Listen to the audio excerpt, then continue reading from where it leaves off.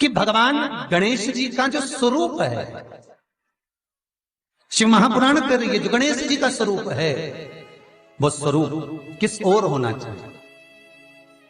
बहुत ध्यान से सुनिएगा महाराज, कथा ना छूटे आप।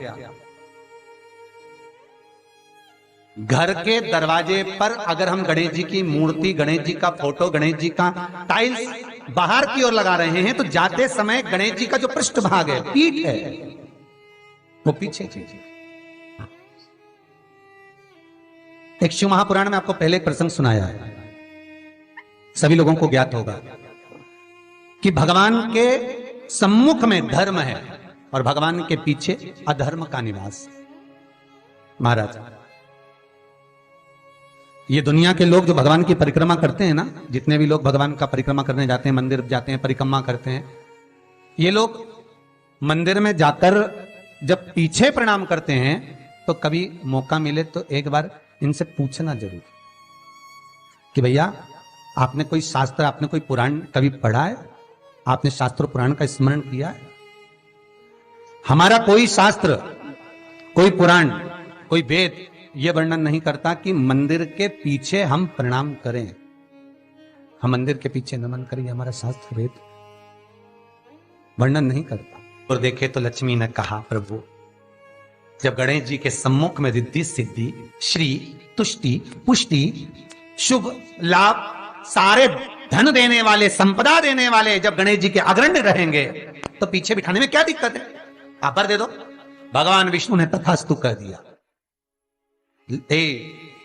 दरिद्रता दुख, तुम्हें बर देता हूं कि तुम गणेश जी के पृष्ठभाग में विराजमान होगे।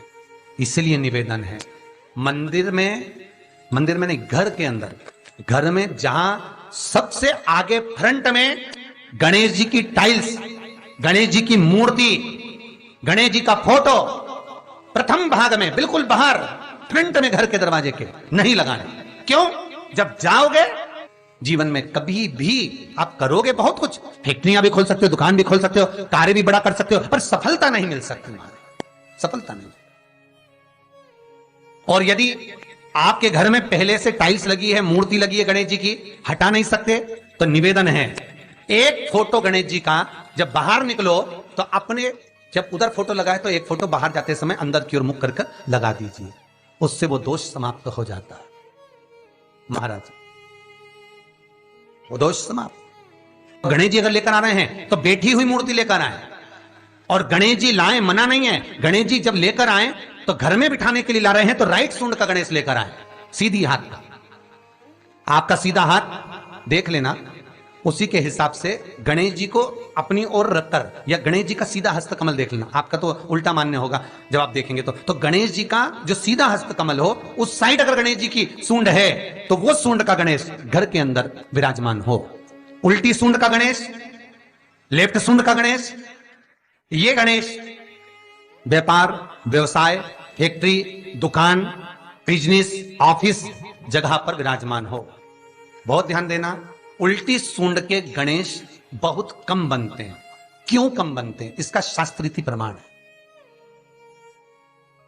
कभी किसी मूर्तिकार के पास जाना और मूर्तिकार के पास जाकर पूछना, भैया तुम उल्टी सूंड का गणेश क्यों नहीं बनाते? जितने भी बनते सीधी सूंड के बनते। कभी पूछना उससे, वो बताएगा कि उल्टी सूंड के अगर गणेश जी बनाए, 50 गणेश जी अगर उल्टी सूंड के बनाए हैं तो उसमें से कम 30 गणेश जी अपने आप टूट जाते हैं या बिगड़ जाते हैं। ये शास्त्र रीति है। उल्टी सूंड का गणेश बहुत कम पक पाता है या मिट्टी का बन पाता। और यदि आपने अपने हाथों से भी उल्टी सूंड का गणेश मिट्टी का बनाया तो 10 दिन पूजन करोगे, 10 दिन के अंदर वो मूर्ति, वो सूंड, वो गणेश जी चटक जाएंगे। उल्टी सूंड का गणेश टिकता ही नहीं है, वो बीच में से खंडित हो ही जाए।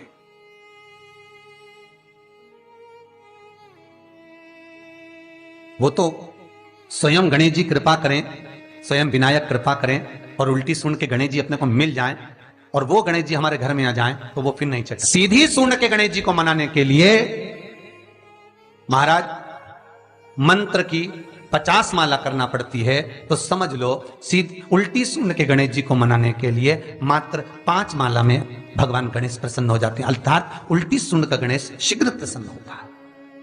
महाराज ब्रजमंडल में जब कभी जाओ, मथुरा के पास में वृंदावन से आगे लोहवन पड़ता है। कौन सा वन है? लोहवन। वृंदावन से कुछ थोड़ी दूरी पर लोहवन है। उस लोहवन में जाना, जैसे निकुंज वन में गए, भांडेर वन में गए, आप लोग कई बार दर्शन करने गए होंगे, तो लोहवन में जाना और लोहवन में जाकर थोड़ा सा सरसों का तेल लेकर अपने ऊपर से 21 बार उतार कर लोहवन में भगवान शिव का स्मरण कर कर, यमुना का स्मरण कर कर, विष्णु और कृष्ण का स्मरण कर कर, वो तेल सामने एक मूर्ति मिलेगी जिसका शीश नहीं होगा, उस मूर्ति पर चढ़ा देना। इसका भी चरित्र शिव महापुराण में आता है महाराज, इसका भी व्याख्यान आता है उस मूर्ति का है।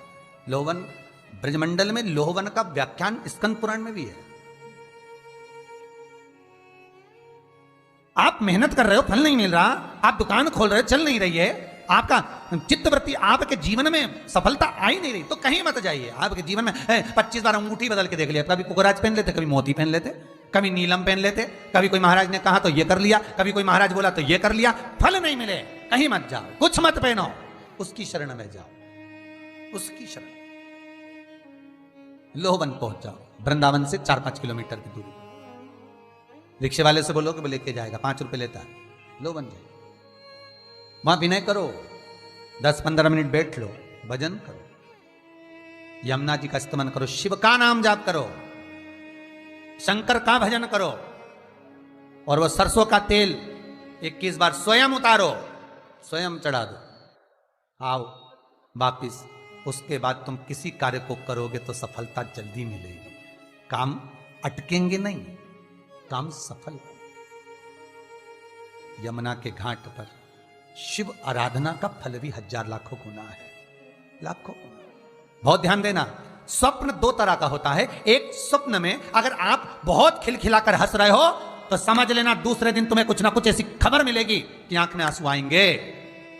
स्वप्न में आप अपने आप को अगर हंसता हुआ देख रहे हो, किसी को खिलखिलाता हंसता हुआ देख रहे हो, तो दूसरे दिन कुछ रोने की खबर मिलेगी, कोई दुख होगा, कष्ट होगा, तकलीफ होगा। और अगर स्वप्न में आप भगवान को मुस्कुराता हुआ देख रहे हो, स्वप्न में आप भगवान को हंसता हुआ देख रहे हो, तो जरूर तुम्हारे ऊपर कुछ भगवान की कृपा होने वाली है, जरूर कोई अच्छी खबर आने वाली है। दोनों के हंसने में अंतर है। सांसारिक मनुष्य स्वप्न में हंसता दिखे तो दुख मिलेगा, और भगवान हंसता हुआ दिखे तो सुख मिलेगा।